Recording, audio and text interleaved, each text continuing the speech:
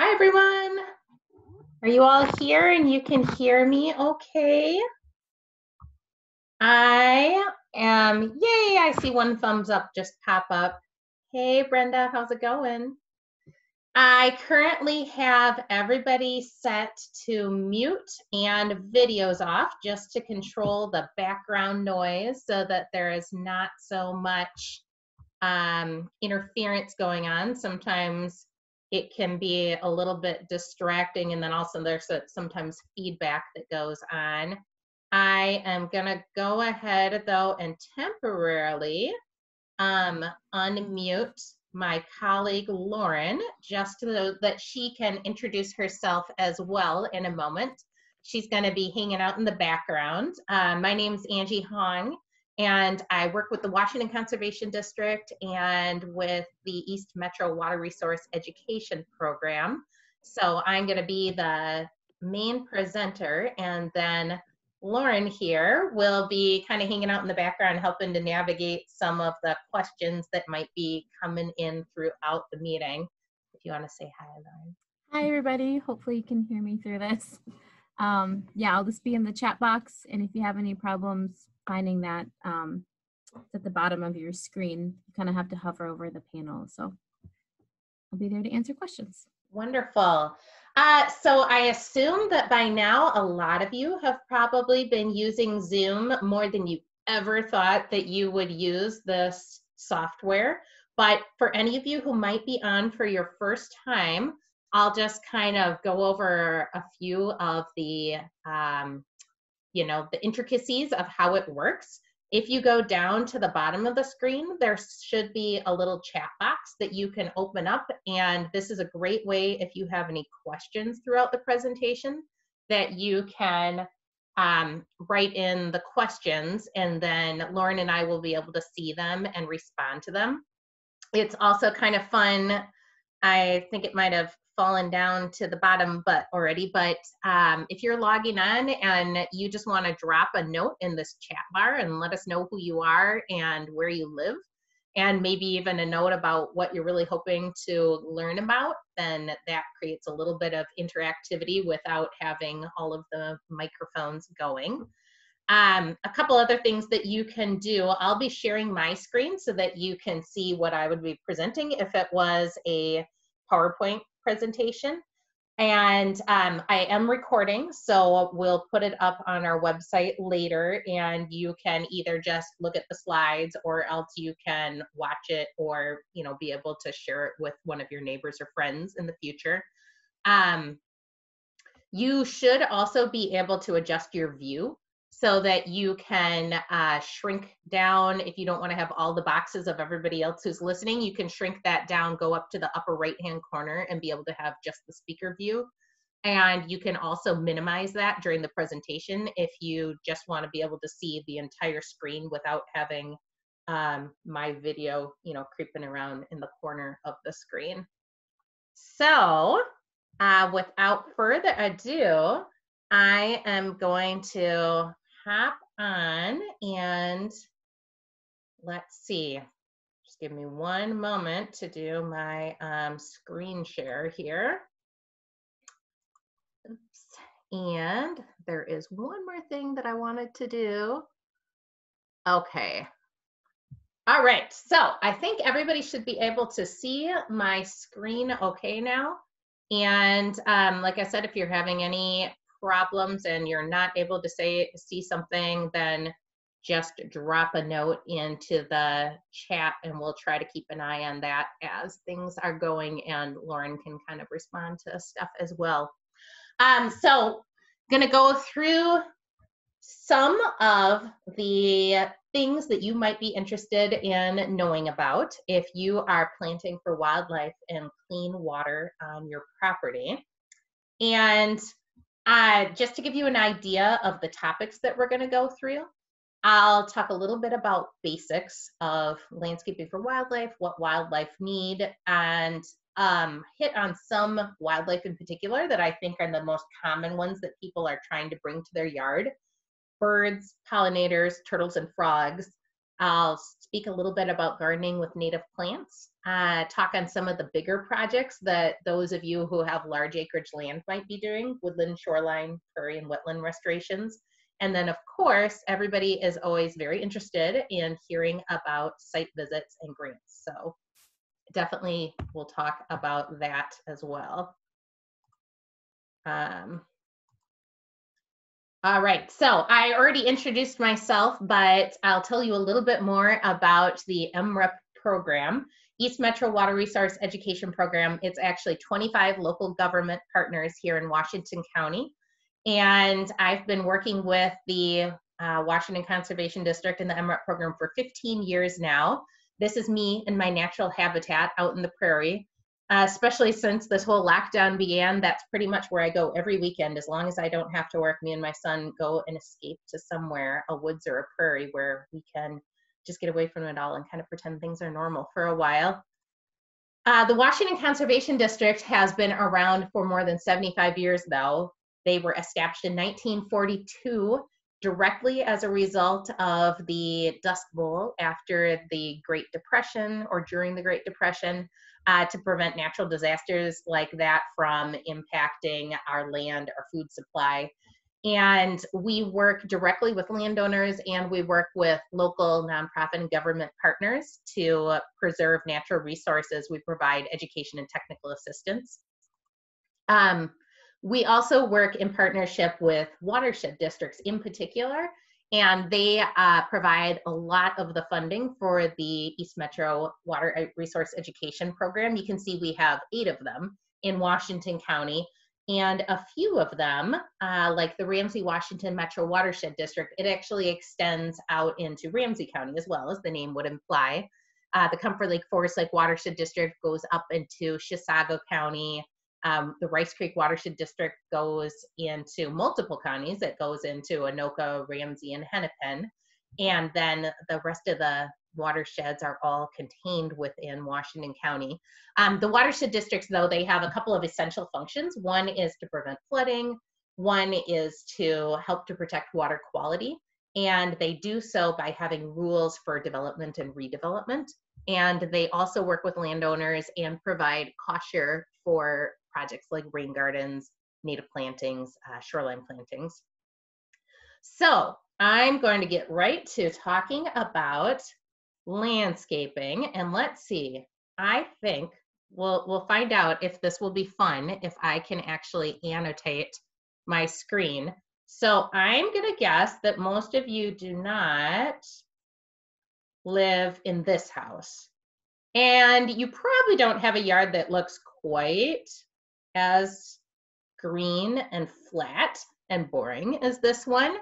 But I'm kind of considering landscaping for wildlife to be something that's somewhat on a spectrum.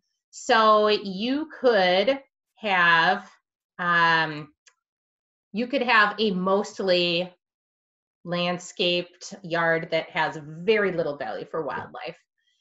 You might be interested in having a yard that still looks like a traditional, conventional yard, but maybe has a little bit of appeal for pollinators.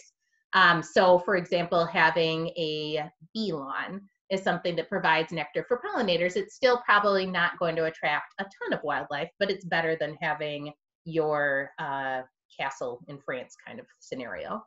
A lot of people that we work with are going with option number 3.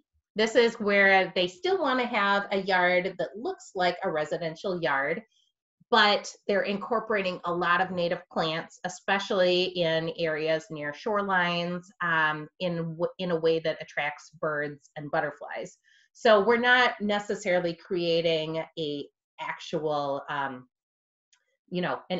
like huge intact habitat, but we're creating pockets that help, especially for the birds and the pollinators. And then I put option number 4 here as a picture that I took at one of Beaver Creek Valley State Park down in southern Minnesota.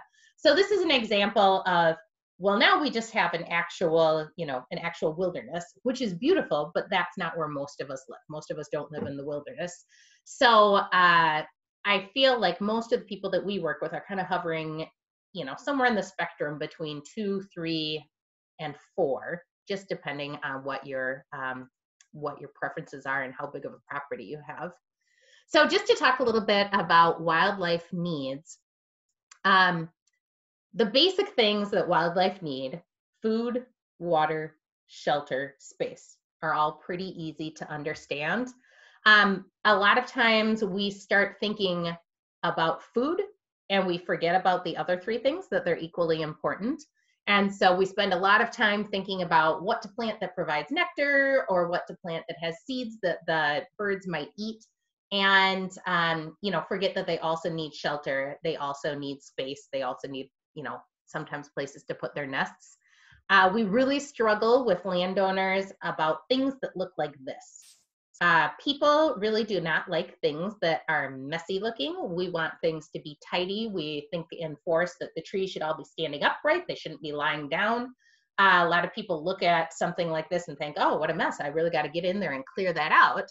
But if you're interested in providing good habitat for wildlife, these are the kinds of places that they do find their shelter and they're going to be, making their nests.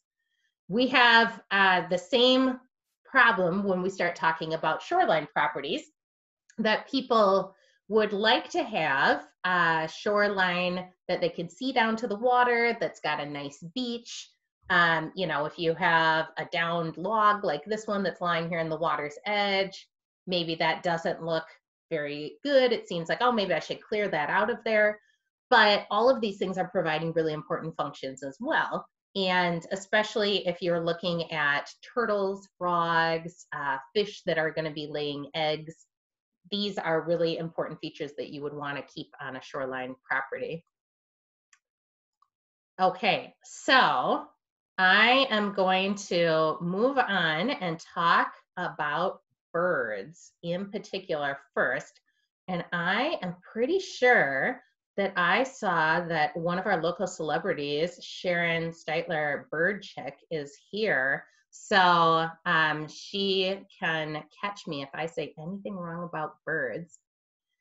In the St. Croix Valley, we have a lot of bird species, a lot more than you might find in some parts of Minnesota, because we've got the river and we've got the confluence of both the Mississippi and St. Croix, both of which are major migratory flyways.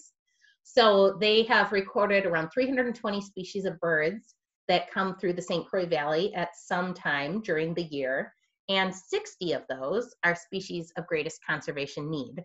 So those are ones that are classified as being, perhaps threatened, endangered, or locally threatened. Just to introduce you to a few of those rarer birds that you're less likely to see around here: the loggerhead shrike, the redheaded woodpecker, the red-shouldered hawk. I like to make faces that look like the birds when I'm looking at them. The wood thrush. But I'm imagining that a lot of you might not consider yourselves to be, I'm going to go backwards, might not consider yourselves to be bird geeks, that you know every bird and can identify them by look and by sound and by where you find them in your yard. You might be kind of a beginner birder. And especially now, I think a lot of us are spending more time outside, walking around our neighborhoods and our backyards and getting interested in birds that we may have never noticed before. So I just wanted to introduce a couple of cool gadgets that you can use. One of them, this Bird Genie, it's actually an app that you can just download in your phone, and you can record and then ID bird sounds that you hear in your yard. So if you're hearing a bird like, oh, that's a cool bird, what was that bird? You can record it, and it's kind of like those apps that tell you what song you're listening to. It will tell you what bird you might be listening to. But then equally cool is this identifier tool. It's like a little handheld pocket thing, and you put cards in. And so it might have 12 different birds per card. And you can play that to hear what all those different birds sound like. They also have frog cards. So that's pretty fun, because then you can learn what a bunch of different frogs and birds sound like. You can carry it with you when you go outside on a hike and be able to look around and try to find those birds. Okay, so now I am going to play a little trivia with you. So you all need to use your chat box, and hopefully this will be really easy, but I'm going to share a couple of common birds with you, and you have to tell me what bird this is I'm sharing. So this one I'm going to play its song, and I hope that you can all hear the song. Let me know if you can't.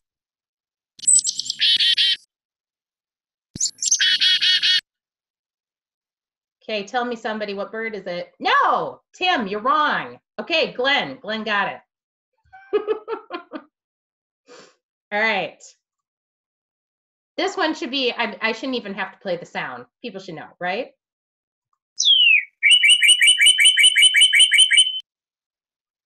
Awesome. All right, that's our friend the Cardinal. Gives us nice color during the winter time. Okay, this one.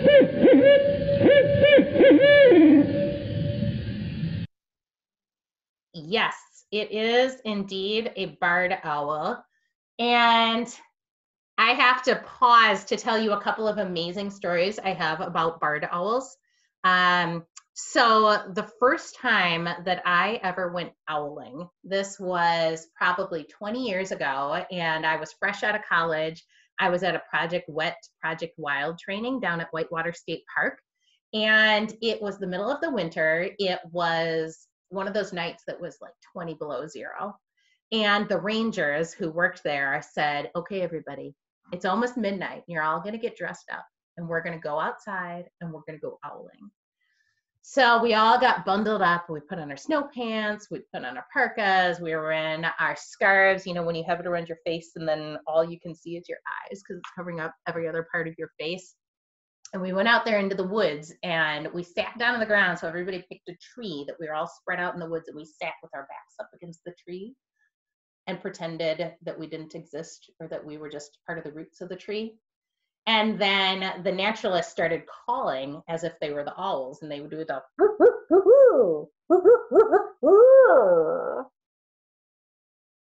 and we just kept waiting and waiting and waiting and waiting and waiting. And then finally the real life owls started calling back. And it was so cool because it was just freezing cold, and it was the kind of cold where you can see your breath in the air. Very fun. So I love barred owls. If you're wondering the difference between the barred owl, or in the middle of the night, sometimes you'll hear the low, well, that one is a great horned owl. So that's how you can tell the difference between the two. Okay, you should know this one. I don't have a sound for it. This is our friend, the robin. Okay, one more. I think I have two more. You got to know this one too. This one's an easy one. I was playing this with my 8-year-old just to see if he knew all of these. Goldfinch. He got almost all of them right. This one's pretty cool. Waterbird. This is where I test too. Like, are people still listening? Are you still here? Okay, we got a great blue heron. Oftentimes when I am out walking, I will hear the rat-a-tat-tat-tat-tat that lets me know that there are woodpeckers in the neighborhood. And you may be surprised to know that there are actually 9 different species of woodpeckers that live in Minnesota. The ones that we can see around here are these big photos here, and they are the downy woodpecker, the hairy woodpecker, which looks just like the downy woodpecker except is bigger.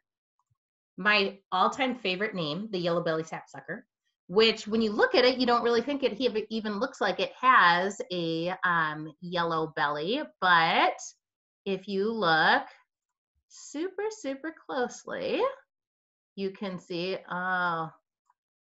you can see right there. Well, I'll stop trying to draw in here. You can see that it's got this tiny little crest of yellow right up at the top of its chest. The northern flicker has this amazingly long tongue. We have the red-headed woodpecker, which, like I said, is one of the species of greatest concern in our area. We have the red-bellied woodpecker, which doesn't have a terribly red belly. The pileated woodpecker, which looks like woody woodpecker, and I actually saw a pair of them just the other week that were dancing around in the wood litter. They looked like chickens scratching in the leaves. It was really cool. I'd never seen them do that before. And then these last two, the three-toed and the black-backed, you wouldn't see them here, but they are up very far north in Minnesota, up in the boreal swamps, up in that area. So the main challenge with why we have so many species of concern in our area is that we have changed the landscape a lot since humans settled and started increasingly living in the Twin Cities area. And what I'm showing you right now is a map of the 7-county metro area as it was when European explorers first started coming here. They had mapped out the areas that were big woods, oak openings, prairie. Washington County is over on the far right side of this map, and you can see it was mostly prairie and oak openings. And today, 150 years later, we've got virtually none of this native community remaining. There's some pockets along the river and up in the northern portions of Washington County and Anoka County, and the rest of it has vanished. Doug Talamy is a professor who is at, University of Connecticut, somebody correct me if I'm wrong, but wrote a number of books, the first one of which, Bringing Nature Home, really brought to light the importance of having native plants in our yards, and especially talked about the fact that birds during the summertime are getting a lot of their food from insects, not from berries, like a lot of us might imagine. And you need to have the right kind of plants to get the right kind of insects in order to feed the birds. So some of the kinds of plants that attract the kinds of insects that birds like and therefore are good for birds, a lot of them are actually trees. This includes the hackberry, the nannyberry, the pagoda dogwood. This one's a nice one because it grows in the shade. Hazelnut, hawthorn. I have a hawthorn right in my front yard, and it gets nice red berries during the fall too. Wild plum, Redosier dogwood, black cherry. Fun fact about black cherry: if you're ever walking along and you see around this time of year, you see a tree and it's got these black blobs on it, it almost looks like it's got poop stuck to the branches. That usually means that it's a black cherry. It's a weird kind of fungus that only cherries get. White pine, red maple, and then the queen of providing feasts for birds is the white oak. It is a host to, I think, 519 species of larval insects. So it's basically like a buffet for the birds.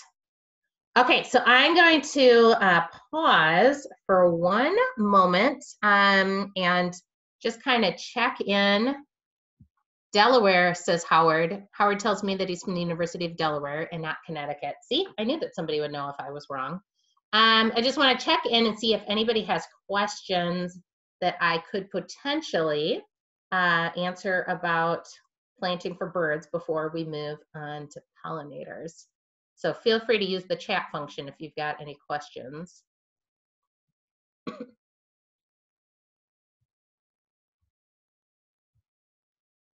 Okay.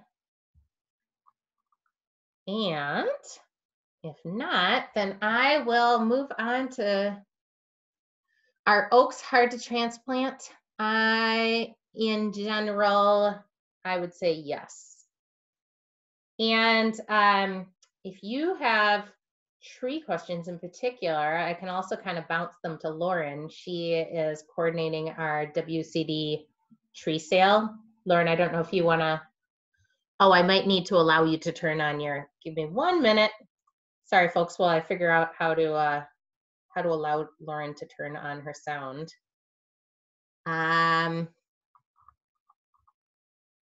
gonna find Lauren and I will allow her to turn on her sound. There we go. Right, hopefully you can hear me. Yep, I think we can hear you.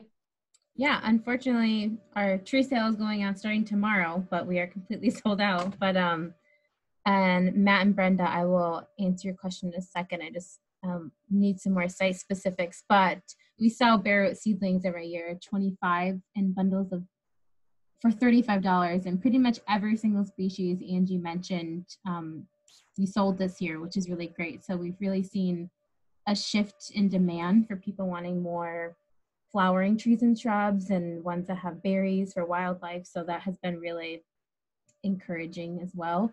And then on the MNWCD website, we have a whole page devoted to trees that has some really good tips for planting seedlings, finding which ones work for your yard, and then a really interesting little article on projections for climate change and what trees work well in Minnesota. So I can share that link in the chat box. All right, so Lauren, it looks like growing oaks from acorns as little saplings. Oh, I have no experience with that at all. I know. I don't either. I don't either, to be honest. So that's something that we'll have to research and get back to you. Okay. I will breeze on. I will breeze on to talking about beautiful, beautiful pollinators here.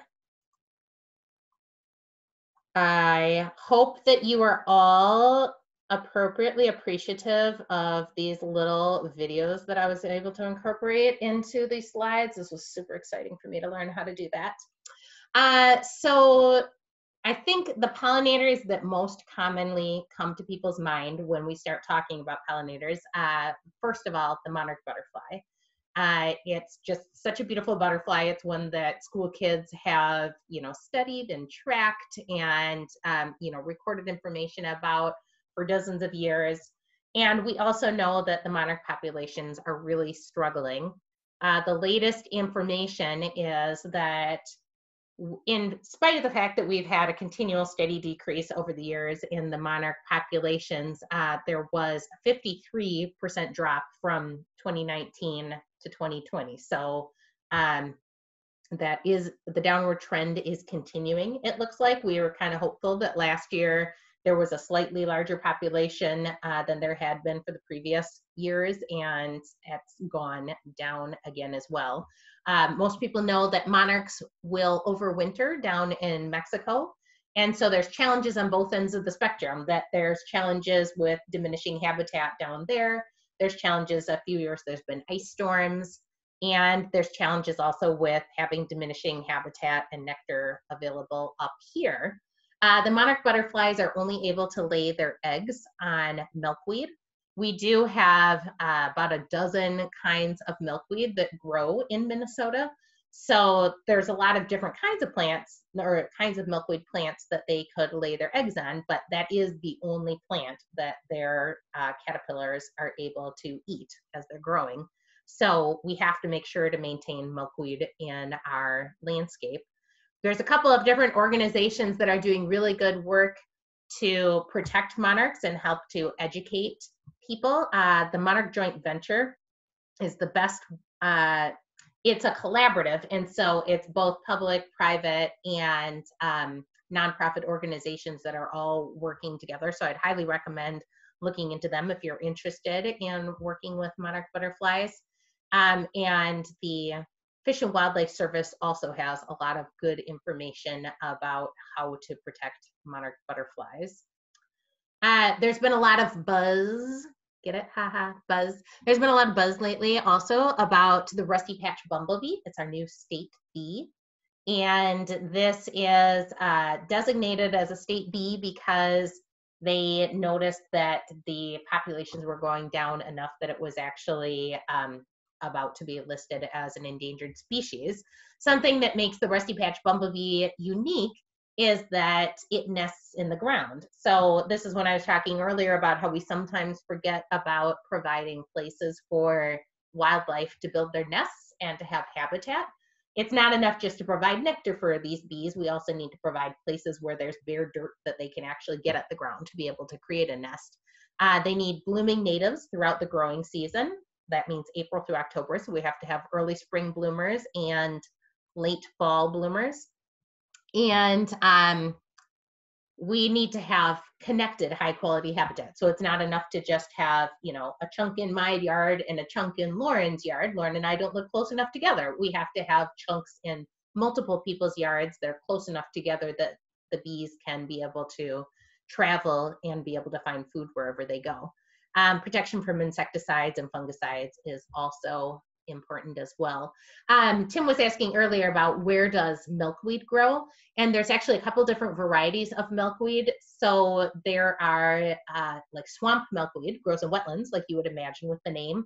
And then there's also another kind of milkweed that's called butterfly weed, and that grows high up in dry areas and prairie areas. So the different kinds of milkweed grow in different places. Common milkweed, a lot of times people find those just growing in farm fields and farm ditches. So rusty patch bumblebee, like I said, it needs nesting habitat, it needs floral resources, and it needs loose soil or leaf litter just near the ground for overwintering habitat. So you might have heard a lot of talk lately too, people saying, leave the leaves down in the early spring, because a lot of times around this time of year, some of these insects are still somewhat in hibernation. Sometimes they've laid larvae and the larvae haven't emerged yet. And so there's been a push to have people, like leave your gardens messy around this time of year. Give them a couple more weeks until it's consistently getting up over 50 degrees during the day, that you would start clearing away the leaves and cutting down the dead stems. Just including this because it's a pretty cool image of the rusty patch bumblebee, how it builds these little nests underground and then is coming up above ground. And probably you're all hearing my dog Molly there in the background. It must mean that the male was coming. Some of the species in particular that provide good nectar sources for the rusty patch bumblebee are included in this photo. And this giant hyssop, this one is also related to the, blanking on it, I'll tell you in a moment, but lots of cool plants to choose from. The asters are a nice late bloomer, so that's one of the few things you can have blooming when you come to be October, including some of these nice images that people have created. This one I thought was really great. It is out of nearby Pagoda in Canada, but just showing examples of different kinds of plants that can be planted and throughout the spring, early summer, late summer, and fall to provide a continual source of nectar for the rusty patch bumblebees. But it's more than just bumblebees, because actually only about 1% of all of the bee species that are in the US are bumblebees. So there are hundreds of other kinds of native bees that live in Minnesota. And a lot of these bees are not bees that live in colonies the way honeybees do. They might be solitary bees. Some of them look like flies. If you look up at this Melitidae up in the upper left hand corner, I mean, that's one that basically looks like a fly to me. So many of these you might have seen before and not even realize that they were bees, and they all provide a valuable function in terms of helping to pollinate native flowers and native plants that we have in our landscape. So just like with the monarch butterflies, there are a number of different organizations that work to protect bees and are doing research to study bees. The Bee Lab at the University of Minnesota. There is the Pollinator Friendly Alliance, which started here in the St. Croix Valley area. If you live around Stillwater, there's actually a honeybee club that is made up of people who have backyard or small farm honeybees that they are raising. And then the Xerces Society is a national organization, but they provide all sorts of information about protection and preservation of insects in general. But they do have, a whole bunch of resources devoted to protecting pollinators in particular. You've probably heard about the Lawns to Legumes grant, which is currently being offered by the Minnesota Board of Water and Soil Resources. And I'll mention the website later, but if you go to bluethumb.org, you can apply for one of the grants. They are offering up to $250 to people to be able to plant nectaring flowers that would be good for the rusty patch bumblebee. They're competitive grants and they're getting a lot of applications, but it's good to keep applying for them anyway, because that will show the state how interested people are. And hopefully it'll be something they'll continue to allocate funding towards in the future. Okay, so I am going to just cruise right on through to turtles and frogs. Turtles and frogs. Because I've got an 8-year-old boy. So as you might imagine, frogs are a big hit in our family, very popular. And I think it's fun around this time of year when you're not yet seeing a lot of wildlife, that frogs are one of those noisy ones that you can hear a lot of. One of the first ones that you start hearing in the very early spring, and I started hearing these 2 weeks ago when I was out on some conservancy land near the river, the wood frogs. And I think they're just hilarious because they kind of sound more like ducks quacking. So I'll play this one, the wood frog.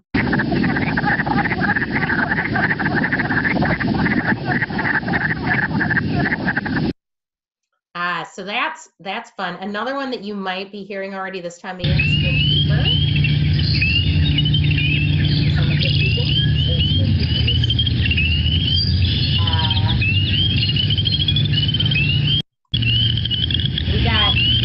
There's also spring keepers, but the thing that's going like,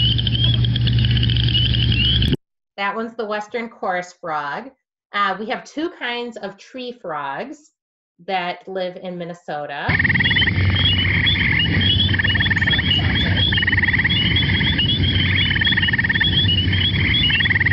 And the one that I most enjoy hearing, I feel like I usually hear this one late at night, and it's like the haunted house kind of sound.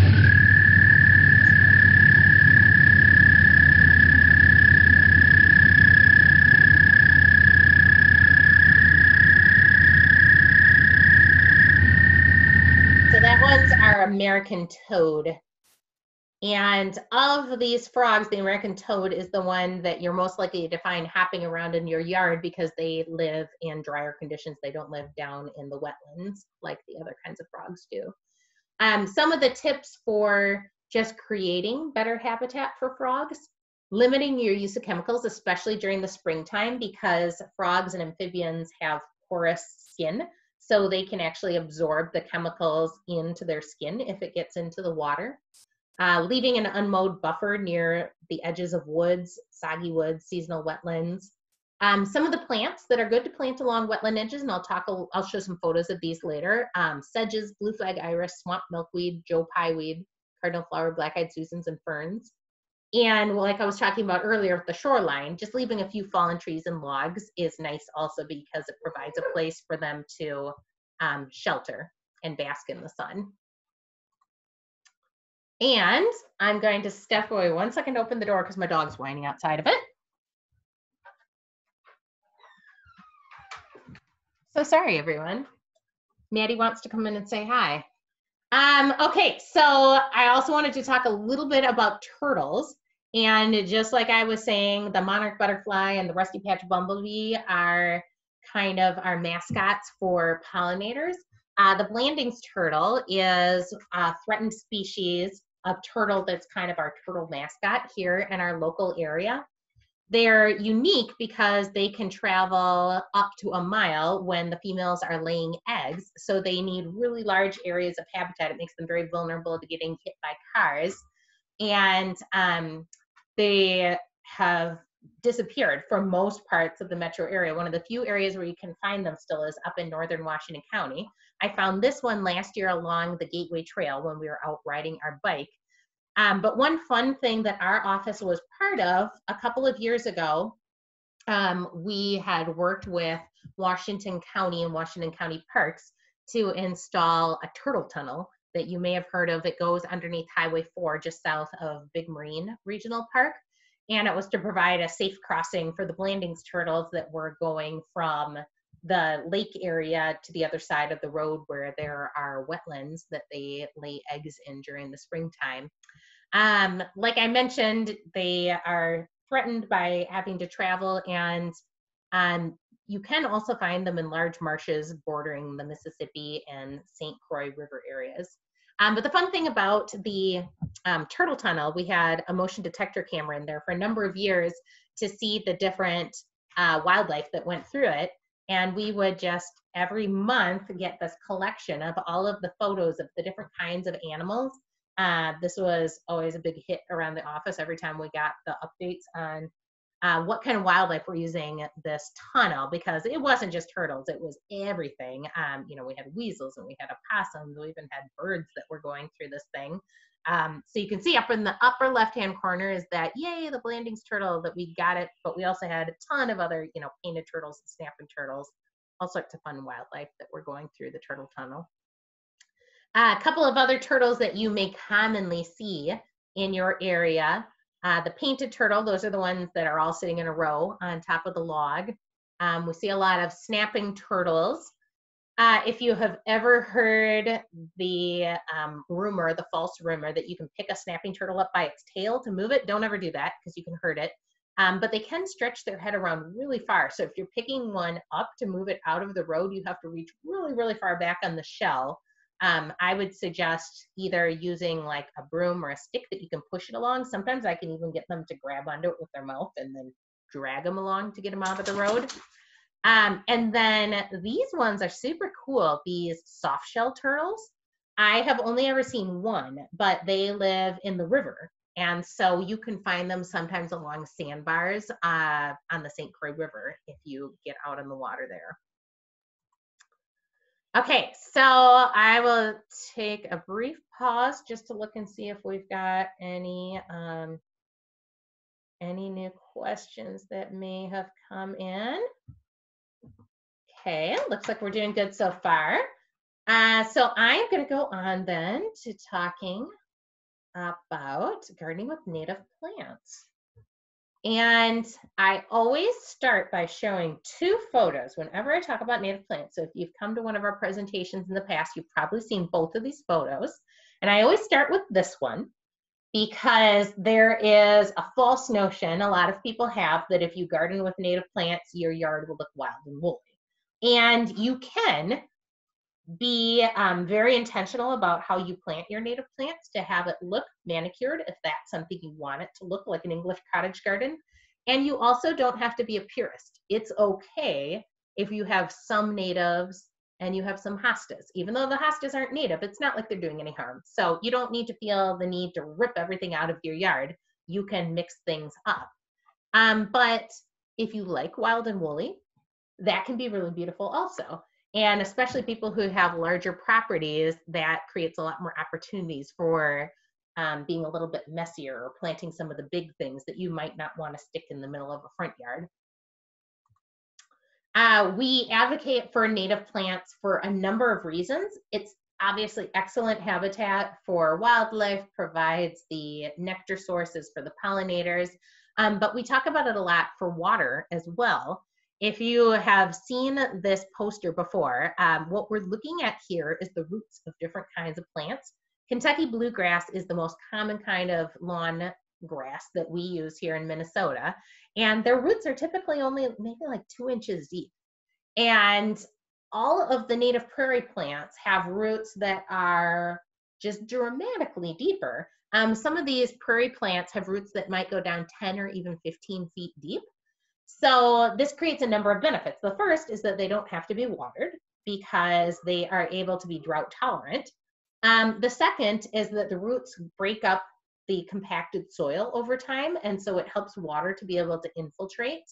A percentage, maybe around a third of the roots will actually slough off during the winter, and then it just creates little tunnels that helps the snow and the rain to be able to infiltrate into the soil.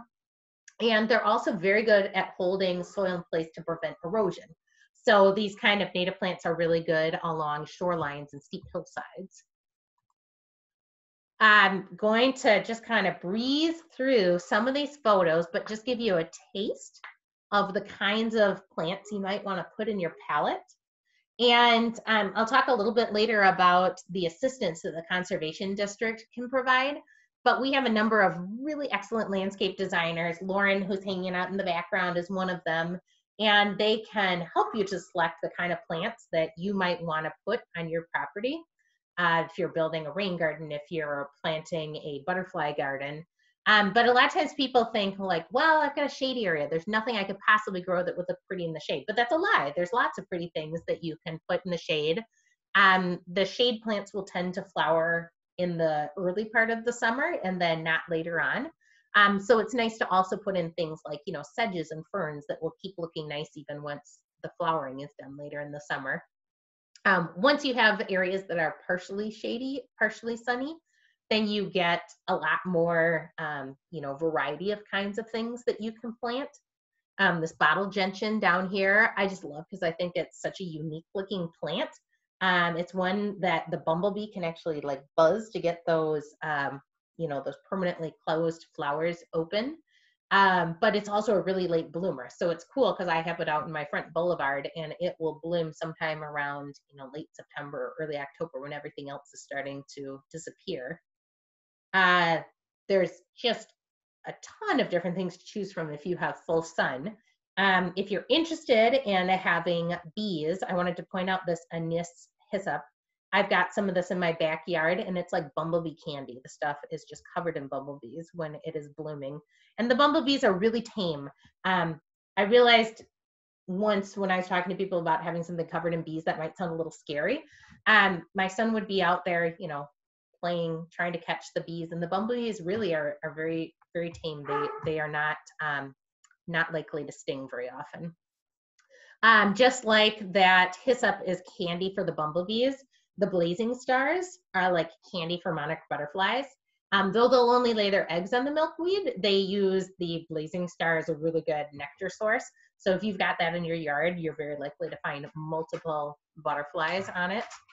The aster is a nice one that blooms late into the fall. And then the Blue Thumb program is something that was created, a partnership created about 12 or 13 years ago to help work with landowners on projects like native gardens, rain gardens, and shorelines. It's got a really nice website where you can go to learn more about these different kinds of projects, and you can find retailers in our area that specialize in landscaping with native plants. Also, like local native plant growers are listed on that website. So one of the specialized versions, I'm not going to spend a lot of time talking about rain gardens, but one of the specialized things that people sometimes do with native plants is to create a rain garden. This is a way of capturing the rainwater that's coming off of your rooftop or a driveway and helping it to soak into the ground. It should basically look like a regular planting most of the time, but when it rains,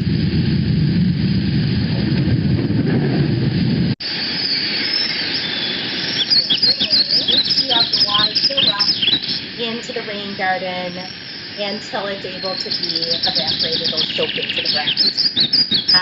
So most of the watershed districts in our area offer cost share grants to help people plant rain gardens on their property because this helps to protect water quality for all of us.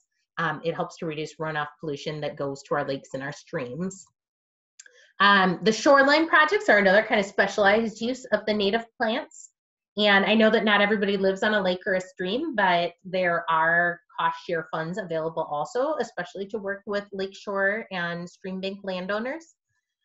What we're trying to work with people to do is to create this kind of shoreline landscape where you have more of your own, you know, usable lawn space close up to the house and try to leave the shoreline areas more natural. You can see in this illustration from the DNR that there's a little pathway to get down to the lake. There's a, you know, there's a dock and a tiny little beach, but then the rest of that shoreline area, including even in the water, has plants. And so those plants help to stabilize the soil and to provide habitat as well. Sorry about the crazy dog here in the background.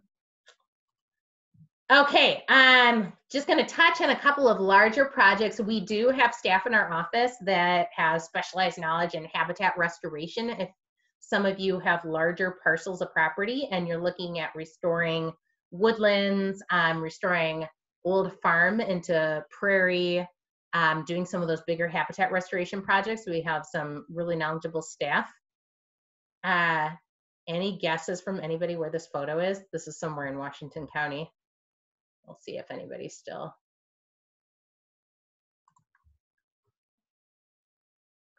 Okay, I'm just kind of looking back here in our questions. Well, you guys can keep guessing if you know where this is. Garden templates, local public works. Oh yeah, Tim, you're right. It is in Hugo. This is from Paul Hugo Farms Wildlife Management Area. Yeah, gorgeous property, has a lot of really beautiful woodlands on it. Let's see, local public works recently ripped out our culverts to replace storm damage. They'll top the new culvert with sod. What can I sneak in there and plant over the sod? Or replace the sod that likes water? That's a great question. I'm going to pass that one to Lauren and see if she has any ideas on that she can chime in on. Okay, I'm talking a little bit about woods. We, despite having a lot of intact forest here in the St. Croix Basin, we have actually lost about 20% of the original forest land that existed here in the St. Croix Basin. And the forests are really important for reducing stormwater runoff, stabilizing stream banks, providing shade, cycling nutrients. And across the US, about 50% of our nation's freshwater supplies actually originate in forest areas. We do provide, Gail's asking a question about shoreline info and invasive plants. We do provide site visits to landowners to help with identifying invasive plants and with shoreline projects. Our site visits are a little bit on pause right now due to the stay-at-home work order, but we hope to be able to resume those in May, and they might just look a little different than they normally are due to having to use some physical distancing practices. Lauren was talking earlier about our tree sale. We're handing trees out right now, so it's too late to buy from us this year, but you can get in your head for next year. People usually start ordering these around late November or early December, and it's a really good way to get a lot of trees for very inexpensively. You can get 25 trees for $35. I also put in here a couple of good web resources. My Minnesota Woods, if you already have woods. You can sign up for a landowner newsletter, and they send out monthly, I don't remember if it's weekly or monthly, emails that provide important information about stuff like when the oak wilt risk is high or low. DNR State Forestry also has really great information. One of my favorites, prairie. Okay, so now you have to try to guess where this photo was taken. Let's see if anybody can guess where this one is. I will give you a hint. It is one of our scientific natural areas that is in Washington County.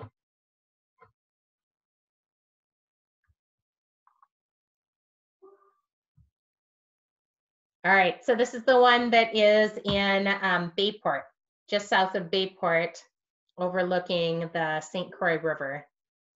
Fun place to go explore, but be careful, there is poison ivy there, quite a bit of it actually. So we've worked with a lot of landowners in the past 10 years to restore prairie in areas that were formerly farmlands, or people have even been converting turf to farmland.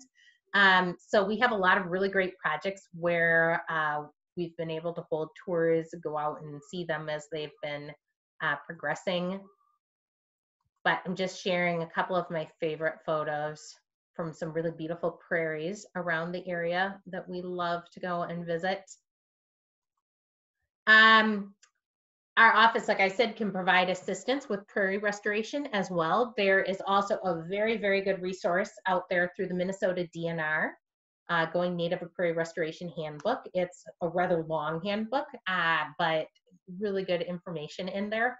And then 2 local businesses, Prairie Restorations and Minnesota Native Landscapes, specialize in working with landowners who are restoring prairies that they can both come out to establish, but they'll also, they're available through contract to help out with maintenance as well. So they are both really good ones to work with. Wetlands, talk about those a little bit. The woods, the prairie, and the wetlands. About 43% of our threatened and endangered plant and animal species in the US live in or depend on wetlands. So these are really important.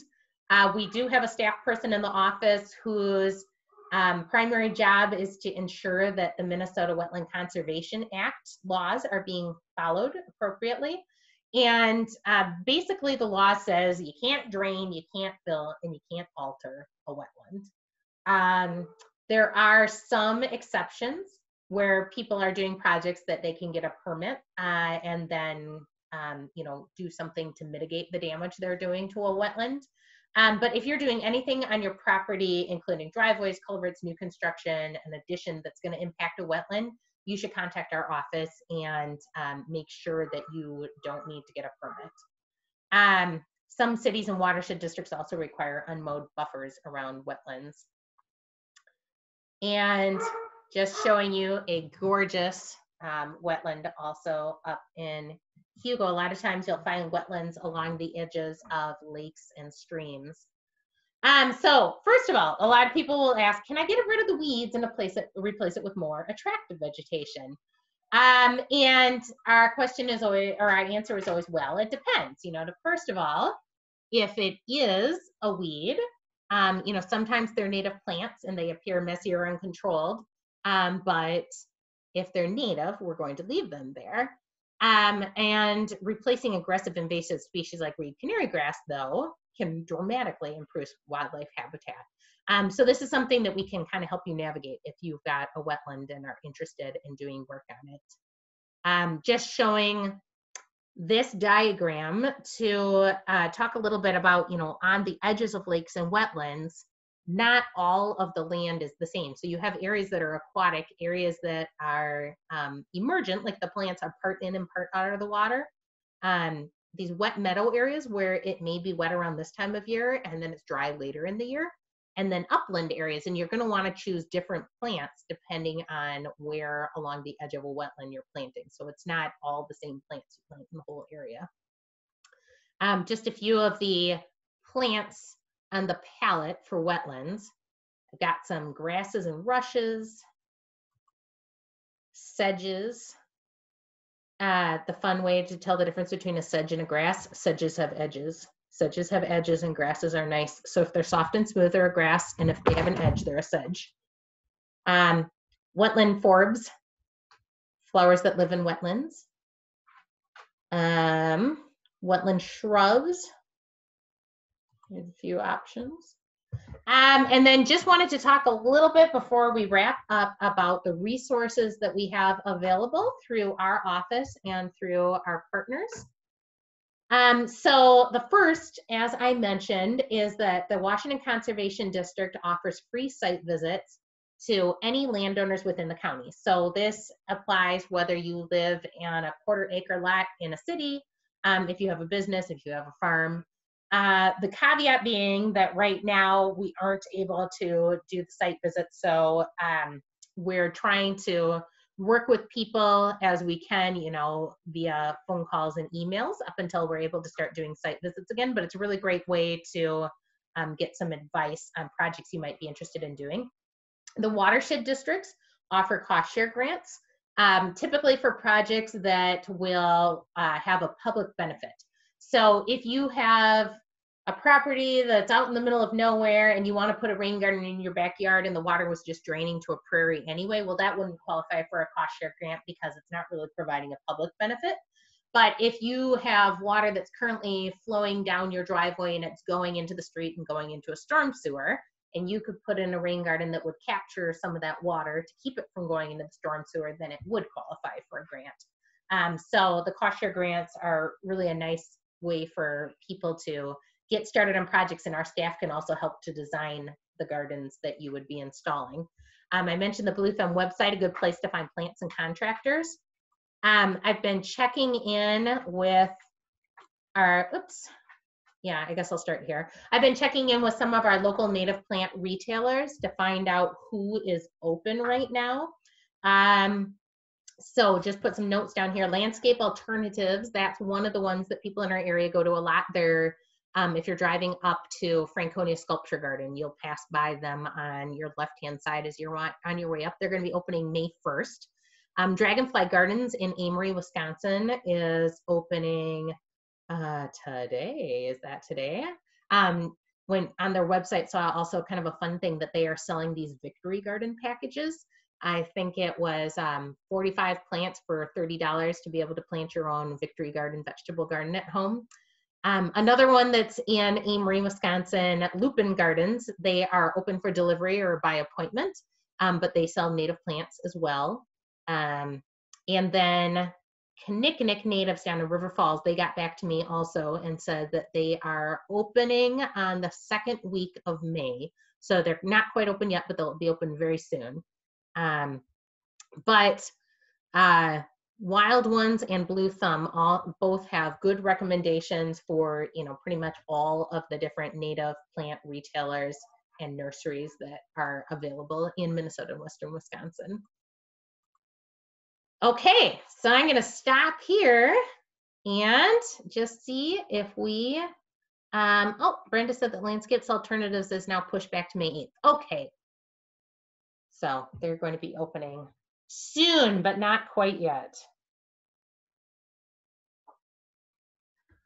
Okay, any other questions from anybody while I'm hanging out here? Just, I'm gonna find out if there is a way that I can. Okay. So what I can do right now is you can either type a question into the chat, or I think I set the permissions now that if you wanted to unmute yourself, you can unmute yourself to ask a question also. So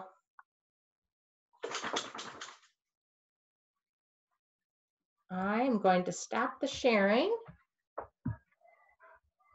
go back to here, and then yeah, like I said, you can either drop a note in the chat or unmute yourself and ask a question if you want to. And if not, Angie, can I ask a question? Yeah, Lauren. Yeah, I was just going to unmute you in case you wanted to chime in and drop any information I forgot.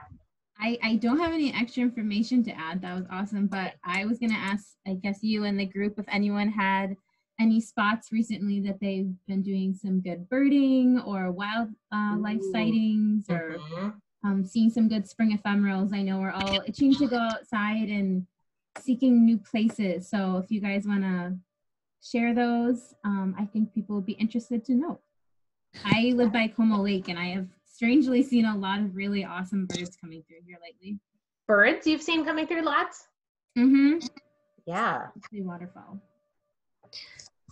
I was just at Eagle Point Lake in the Lake Elmo Park Reserve. This is Pam Kelly here. Pam, how's it going? Great. I've been over at the park reserve for the past 4 days, and it's amazing with the change of weather how many more birds we're seeing. I saw trumpeter swans today. Ooh, yeah. The nest that they have that sits above the lake itself, the eagle's nest, the eagle is there, very easy to see. Lots of wildlife, just so many birds. I was actually recording some and I was going to actually try to identify them after I got home because there were so many of them. But just the variety of ducks on the lakes right now. Yeah. Oh, that reminds me that I had seen, I'm not very good with my duck identification, and I had seen an interesting duck yesterday when I was out biking that I thought, oh, I'm good with the common ducks, but the interesting ducks, I was like, I'm going to have to figure out what that interesting duck was. Yeah, lots of wood ducks were out. Yeah.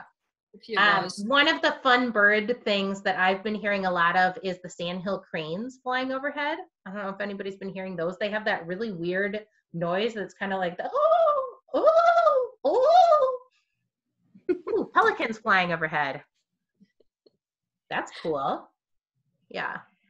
We've been hearing a lot of pheasants too on our walks over in the park reserve. So Oh, yeah. it's really getting quite active over there. Yeah, very cool.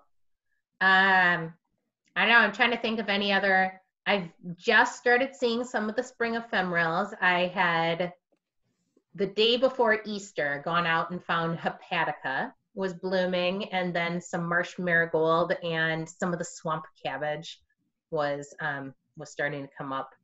So that was kind of fun, but I haven't seen any of the other spring ephemerals yet. Seen some bloodroot and Dutchman's breeches. Oh, Yeah. At Interstate State Park on the Wisconsin side. yeah. Angie, everybody, I got, yeah. it's Anna B checking in. Hey, yeah, I was like, oh, somebody has their hand up. Yeah. How's it going, Anna?